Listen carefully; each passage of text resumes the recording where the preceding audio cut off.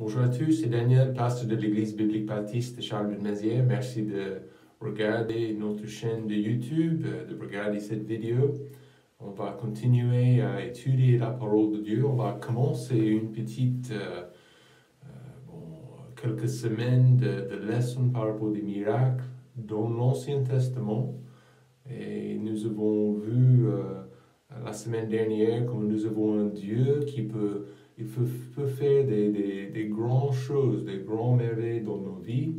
Les plus grandes merveilles sont, la plus grande merveille, c'est quand Dieu sauve le pécheur. Il y a beaucoup de gens aujourd'hui qui voudraient voir quelque chose de spectaculaire. Ce n'était pas différent à l'époque de Jésus. Les gens, au lieu de lui faire confiance, simplement, ils ont cherché à Jean chapitre 6 par exemple, ils ont cherché à avoir un autre repas ou un petit miracle. Mais Dieu, il fait toujours des grandes choses dans nos vies. Et on va voir ça. Et le titre du message aujourd'hui, c'est un bébé miracle. Un bébé miracle. En Genèse chapitre 21, verset 1. Genèse chapitre 21, verset 1. On va voir ce que Dieu a fait pour Abraham et Sarah. La Bible dit en Genèse 21, verset 1, « Et l'Éternel visita Sarah comme il l'avait dit, et l'Éternel fit à Sarah comme il en avait parlé. Et Sarah conçut et enfanta un fils à Abraham dans sa vieillesse, et à l'époque que Dieu lui avait dit. Et Abraham appela son fils qui lui était né et que Sarah lui avait enfanté, Isaac. Et Abraham circoncit Isaac, son fils, à l'âge de 8 jours, comme Dieu lui avait commandé. Or, Abraham était âgé de 100 ans quand Isaac, son fils, lui naquit. Et Sarah dit, Dieu m'a fait une chose qui fera rire. Tous ceux qui l'apprendront riront à mon sujet. Puis, elle dit eux dit à Abraham que Sarah allaiterait des enfants, car je lui ai enfanté un fils dans sa vieillesse. Et l'enfant grandit et fut sévré, et Abraham fit un grand festin le jour où Isaac fut sévré. Prions. Père, merci beaucoup de ce que tu fais dans nos vies. Merci aussi pour, grand merci pour cet exemple, ce modèle de ce que tu as fait pour Abraham et pour Sarah. Et je te demande aujourd'hui d'ouvrir nos yeux, de ce que tu peux faire dans nos vies aussi, Père. Tu fais des miracles toujours. Et aujourd'hui, ta force n'est pas diminuée, ta fidélité n'est pas diminuée, Père. Tu es toujours fidèle. Et on va voir tous ces principes. Mais je te prie que tu ouvres les yeux de notre cœur, de nos cœurs. Aide-nous à comprendre ta parole. Et je prie toutes ces choses au nom de Jésus. Amen. C'était le 10 septembre 2019. C'était en Inde. Une dame qui s'appelle Eramat Mongayama. Madame Mongayama. Elle avait 74 ans et elle est tombée enceinte. Et cette femme, elle a accouché après 8 mois, je pense, c'était un peu en avance. Après 8 mois, elle a accouché des jumeaux. Vous imaginez? Des jumeaux à son âge. Et c'est validé. Son âge est bien validé. 74 ans. Et ça, c'est un record moderne aujourd'hui. Cette femme, la femme la plus vieille de donner naissance à des bébés comme ça. En fait, elle a été interviewée et elle a expliqué que ce n'est que du bonheur parce que lui et son époux, ils avaient essayé d'avoir des enfants pendant 55 ans. Ils avaient consulté des médecins, des autres, Et en fait, après 50 ans de mariage, ils avaient trouvé un médecin qui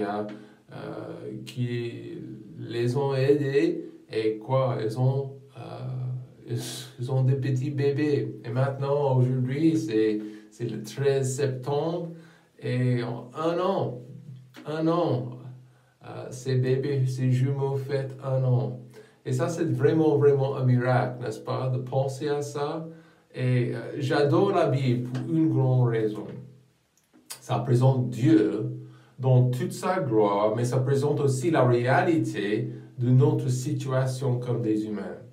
Nous sommes des pauvres, nous sommes des gens qui ont besoin de Dieu dans notre vie. La Bible est vraiment, c'est un livre spectaculaire.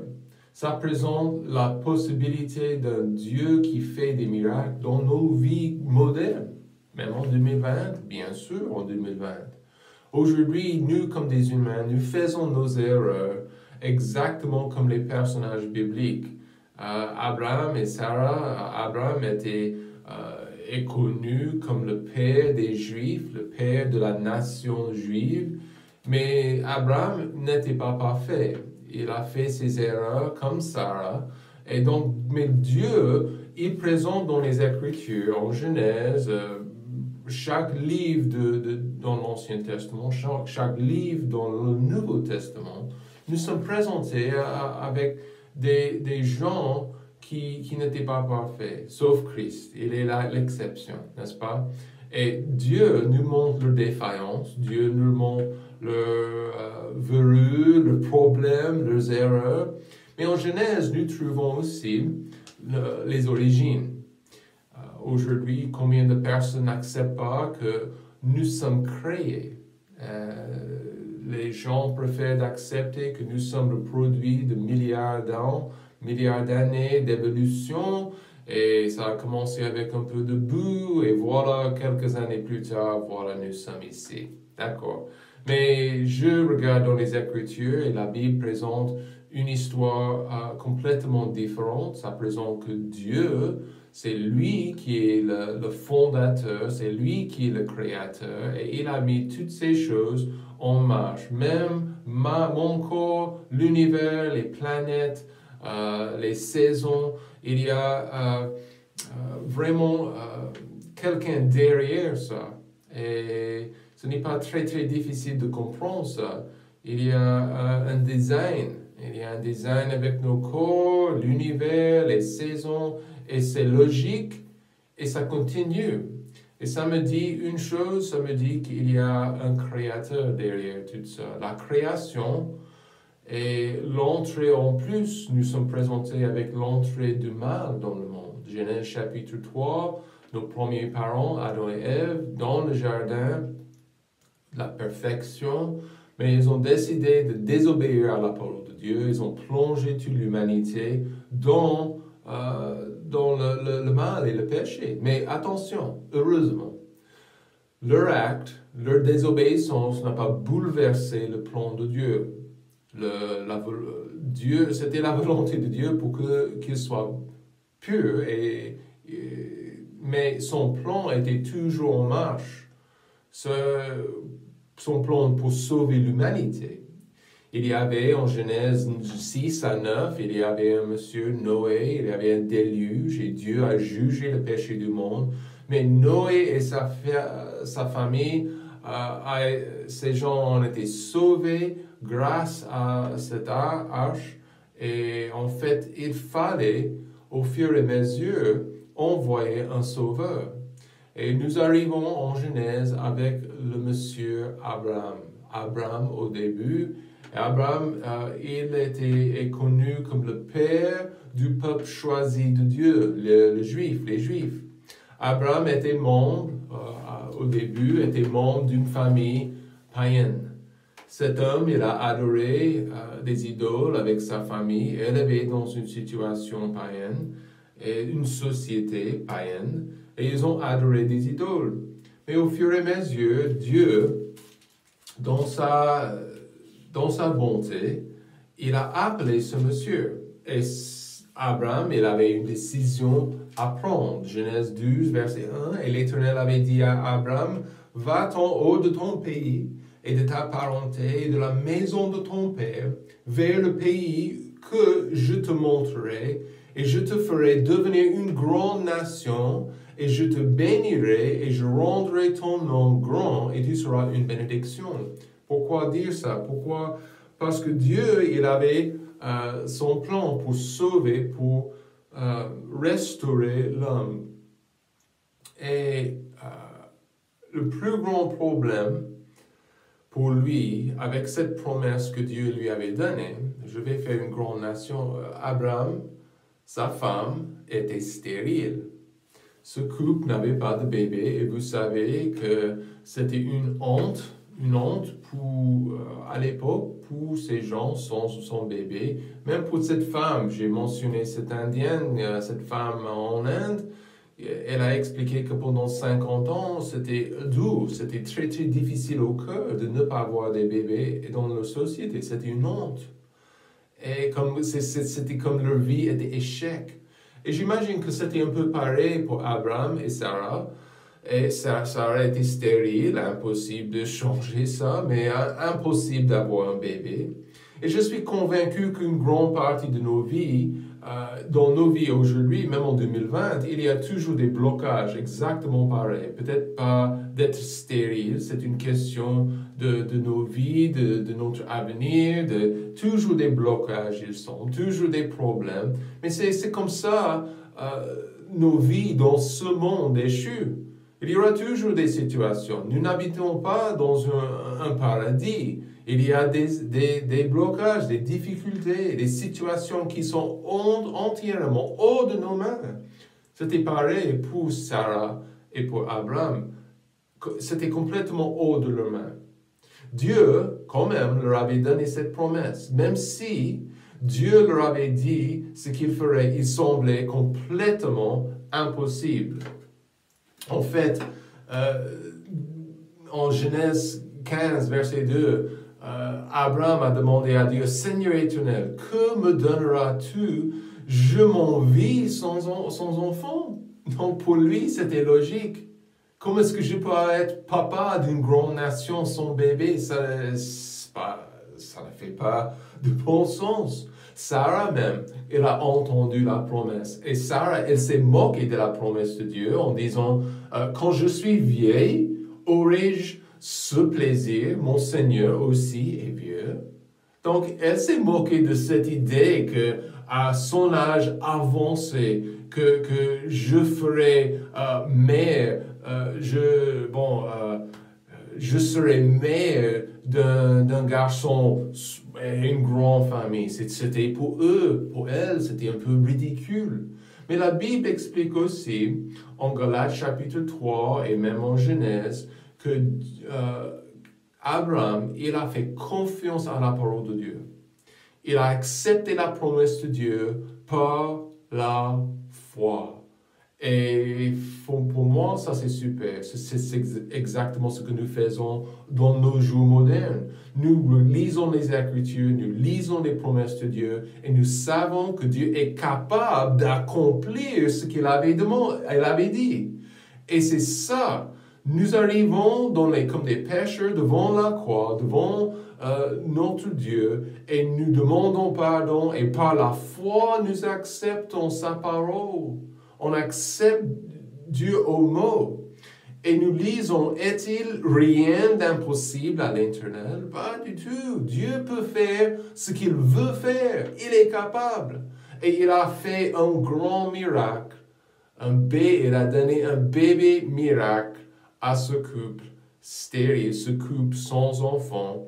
Et au fur et à mesure, le Sauveur, il est venu. Longtemps après ce bébé, il est venu. Et nous servons aujourd'hui un Dieu qui spécialise dans l'impossible, dans les impossibilités. Et Dieu fait des miracles toujours. Encore, je répète que le plus grand miracle que Dieu fait, c'est quand il sauve le pécheur. Okay? Il y a des gens dans des églises aujourd'hui qui veulent voir quelque chose de bizarre, des langues, des choses comme ça. Je ne parle pas de ça aujourd'hui. Je parle du miracle que Dieu fait dans nos cœurs. En particulier, ce qu'il a fait pour ce couple, il a donné un baby miracle. Mais ce que j'ai découvert dans ma vie chrétienne pendant 30 ans, après, j'ai accepté le Seigneur à 14 ans, je vois de plus en plus que je marche avec Dieu, de plus en plus que je vois que Dieu est capable. Il n'y a rien qui est impossible pour mon Dieu. Rien du tout. Dieu sauve le pécheur, il change notre cœur, il pardonne le péché grâce à Christ. Ça, c'est un miracle. Et seulement Dieu peut le faire. C'est intéressant que les gens, je pense à l'État aujourd'hui, qui cherchent des solutions pour les maux dans les sociétés, mais ils les cherchent sans Dieu. C'est complètement stupide. Parce que Dieu, il est lui-même la solution. Il est la solution pour nos difficultés, pour nos problèmes et pour les maux qui existent dans notre vie. Et c'est lui qui est toujours capable, il est toujours puissant pour faire des prodiges, pour faire des choses énormes dans nos vies. Dieu fait des miracles toujours. Voyez, numéro 1, cet épisode, cette affaire, cette histoire dans la vie de ce couple était une démonstration de la puissance de Dieu. Verset 1, encore, Genèse 21. Et l'Éternel visita Sarah comme il l'avait dit, et l'Éternel fit à Sarah comme il en avait parlé. Et Sarah conçut et enfanta un fils à Abraham dans sa vieillesse, et à l'époque que Dieu lui avait dit. Or, Abraham était âgé de, verset 5, 100 ans. Et Sarah n'était pas loin de 100 ans non plus. OK? Exactement comme Dieu avait dit, Sarah est tombée enceinte. À presque 100 ans, à son âge avancé, elle est tombée enceinte. Et je me demande, j'ai vécu avec ma femme 4 grossesses, 4 bébés, grâce au Seigneur, qui sont nés en bonne santé, qui sont toujours en bonne santé. Mais Sarah, je me demande comment ça s'est passé dans les tentes d'Abraham et de ce couple, de cette petite famille, pendant 9 mois, des expériences, d'être enceinte. Elle a, après 9 mois, elle a accouché un fils, un garçon. Et le fait qu'elle a conçu le bébé pendant 9 mois, elle l'a porté jusqu'à sa date de naissance, pour moi c'est remarquable aussi. Je ne pense pas, j'ai ma grand-mère, j'ai 2 grand-mères, le plus âgé, 94. Écoutez, elle est toujours en bonne santé. Mais je ne pense pas à ma grand-mère à 94 ans en train de passer 9 mois de grossesse. C'est complètement, elle est trop faible et c'est trop, c'est difficile, ça je sais bien parce que j'ai vu ça dans ma femme. Mais d'être vers 100 ans et de porter ce bébé et de ce bébé en train de grandir dans le ventre de maman, c'était par la puissance de Dieu que ça s'est passé. C'était Dieu qui a donné à cette femme la force de vivre ces 9 mois, de rester vivant jusqu'à cette grossesse. Et c'est important que Dieu veut démontrer sa puissance dans nos vies quotidiennes. Il veut vous montrer comment il peut répondre à vos prières. Il peut changer les circonstances dans votre vie. Qui peut le faire? Dieu. Parce que Dieu est puissant. S'il a créé les planètes et les planètes restent en place dans notre univers, est-ce qu'il peut s'occuper de moi? Bien sûr. C'est une démonstration de sa puissance pour battre la tentation, pour vivre correctement, pour suivre sa loi, ses principes. C'est lui qui peut le faire dans nos vies. C'est une démonstration de sa puissance et de sa force. Nous voyons aussi, il donne des promesses. Verset 1, et l'Éternel visita Sarah comme il l'avait dit. C'était une promesse accomplie. Et chaque promesse de Dieu sera entièrement accomplie. Seulement Dieu peut faire ça. Parce qu'il est capable et il est puissant. Josué 21, verset 45. Il ne tomba pas un seul mot de toutes les bonnes paroles que l'Éternel avait dites à la maison d'Israël. Toutes s'accomplirent. Est-ce que ce Dieu, est-ce qu'il est changé aujourd'hui? Non. Sa puissance et sa force est toujours en place. Ses promesses, il donne des promesses pour nous montrer, il peut le faire. Il peut le faire. Quoi que ce soit, il peut le faire. Aussi, il mérite toute la gloire. Sa puissance mérite toute la gloire. Verset 2. Et Sarah conçut et enfanta un fils d'Abraham dans sa vieillesse, à l'époque que Dieu lui avait dite. Tristement, et juste une parenthèse, tristement, dans les chapitres précédents, Sarah était impatiente. Elle avait entendu les promesses, elle les avait acceptées, mais il y avait toujours la nature pécheresse et elle était impatiente, attendant ce bébé, pour elle, une grossesse. Mais des années avant cette naissance, une quinzaine peut-être, Sarah, elle a décidé d'aider Dieu dans l'accomplissement de sa promesse. Elle a donné sa servante Agar à Abraham. Et quoi? Qu'est-ce qui s'est passé? Sa servante est tombée enceinte. Et c'était vraiment une complication, un gros problème dans leur foyer, mais qui est devenu un grand problème dans le monde entier. Et son fils Ismaël n'était pas le fils de la promesse, le fils de la servante. Il était le fils de la chair. Et Dieu a dit non. Il a dit que ça sera moi qui accomplis cette promesse. Un résultat de leur impatience et leur péché. Et Dieu a attendu jusque leur âge avancé pour démontrer quoi? Sa puissance. Sa puissance. Il n'avait pas besoin et c'est pareil aujourd'hui, il n'a pas besoin de votre aide.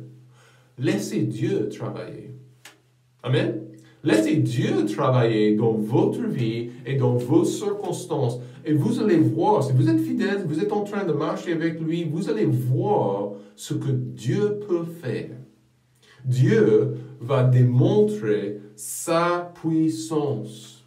Numéro 2, c'est une preuve de sa fidélité. Verset 3, et Abraham appela son fils qui lui était né et que Sarah lui avait dit qui avait enfanté Isaac. Et Abraham circoncit Isaac, son fils, à l'âge de 8 jours, comme Dieu le lui avait commandé. Abraham était âgé de 100 ans quand Isaac, son fils, lui naquit. Une preuve de la fidélité de Dieu. Dieu avait attendu des années. Et vous lisez leur histoire en Genèse. Et vous trouverez que Dieu était avec ce couple jusqu'au bout. Il s'est occupé d'eux à chaque pas. Même s'ils ont erré dans cette affaire avec Agar et sa grossesse aussi et son fils, donc Dieu était toujours avec eux. Leur foi d'accepter Dieu, sa parole, sa promesse était toujours évidente. Et en fait, le nom Isaac, ça veut dire de rire. Sarah avait ri aux promesses de Dieu. Le garçon serait quoi? Toujours un souvenir de la fidélité de Dieu. Est-ce que vous avez quelque chose comme ça dans votre vie? Peut-être une personne, peut-être un souvenir, et vous pensez, et ça vous rappelle de la fidélité constante de Dieu dans votre vie. Dieu est toujours fidèle. Psaume 48, verset 15. Car ce Dieu-là est notre Dieu à toujours et à perpétuité. Il nous conduira jusqu'à la mort. Fidèle. Fidèle jusqu'au bout. Donc un gros problème, écoutez, un gros problème dans nos histoires personnelles, c'est quoi? C'est que nous sommes souvent infidèles. N'est-ce pas? Nous sommes souvent infidèles. Nous nous éloignons de Dieu dans nos cœurs quand les choses n'arrivent pas au juste moment que nous voulons. Au lieu de faire confiance à Dieu, nous nous éloignons de Dieu. Et ça, c'est une mauvaise décision. Les meilleures vies sont celles qui marchent régulièrement avec Dieu. Les meilleures vies sont ceux qui supportent les difficultés avec patience. Il me guide, il reste toujours avec moi et je reste soumis à lui et à sa volonté pour ma vie. Il est complètement, entièrement fidèle. Isaac était un souvenir. Son nom, sa vie était des souvenirs de la fidélité de Dieu. Numéro 3, une source de joie. Le fait, Dieu, il fait des miracles toujours. Et ça, c'est une grosse source de joie pour nous, comme des enfants de Dieu. Verset 6, et Sarah dit, Dieu m'a fait une chose qui fera rire. Est-ce qu'elle était contente? Bien sûr, tous ceux qui l'apprendront riront à mon sujet. Et c'est incroyable. Elle est contente. Elle est super folle de joie. Et il y a un plaisir énorme, sachant que Dieu a travaillé dans nos vies. Et je n'ai pas le temps aujourd'hui de raconter une histoire après l'autre, de comment Dieu s'est occupé de moi dans ma vie personnelle. Et comment il a protégé ma famille. Je me souviens un jour, il y avait des bandits qui sont... J'ai habité en Afrique de l'Ouest, des bandits, une quinzaine, sont arrivés à ma porte dans une ville qui était... c'était de la folie. Et des hommes sont arrivés chez moi et ils étaient là en train de crier, de nous demander de quitter la maison. Mais dans une minute, ils ne sont pas repartis. Dieu nous a protégés. Ça, c'était un miracle. Et c'était une source, et c'est toujours une source de joie dans mon cœur, sachant qu'il s'occupe de moi. Quelle satisfaction pour Sarah, avec le bébé dans ses mains, dans ses bras. Oh, folle de joie. Vous voyez ce bonheur et cette satisfaction dans sa réponse. Ce n'est plus un rire de moquerie ou de doute, c'est le bonheur pur. Comme un choc, mais dans le bon sens, n'est-ce pas? Elle avait un petit bébé, son propre bébé, après 100 ans. Gloire à Dieu. Ça, c'était un bébé miracle. Et qui a fait ce miracle? Dieu.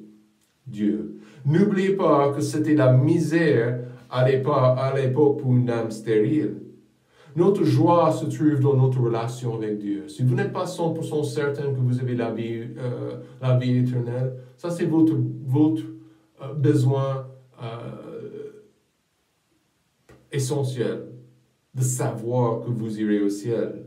Notre joie se trouve dans cette relation, sachant que je suis pardonné, sachant que j'irai au ciel, ça change tout. Notre joie aussi se trouve dans sa manière avec nous, de penser à ses souvenirs, je sais qu'il s'occupe de moi jour après jour, la nourriture, la santé, sa protection. Mais il y a des moments dans ma vie quand je vois un vrai miracle. Il n'y a aucune autre explication. Ce n'est que Dieu. Ce n'est que Dieu. C'est Dieu et sa bonté. Dans ce cas, versets 6, 7 et 8, pour Sarah, c'était comme ça. C'était Dieu. C'était Dieu. C'était lui qui a fait les miracles. Et quelle source de joie, sachant qu'il s'occupe de nous. Et c'est bien à ce moment quand je baisse le genou et j'adore mon Dieu. Et je dis, quel Seigneur, quelle bénédiction de le connaître, d'être membre de sa famille. Parce qu'il est un Dieu qui s'occupe de moi et il fait toujours des bonnes choses et des miracles dans ma vie personnelle. Déjà sauvé. Mais maintenant, j'expérimente la vie chrétienne et je vois ce que Dieu peut faire. Si vous avez besoin de Dieu, vous avez besoin de lui, vous pouvez nous contacter par téléphone, on peut se voir en ville, nous sommes évidemment à Charleville-Mézières et nous voulons être une bénédiction dans votre vie. Mais faites-lui confiance aujourd'hui. Passez un bon dimanche.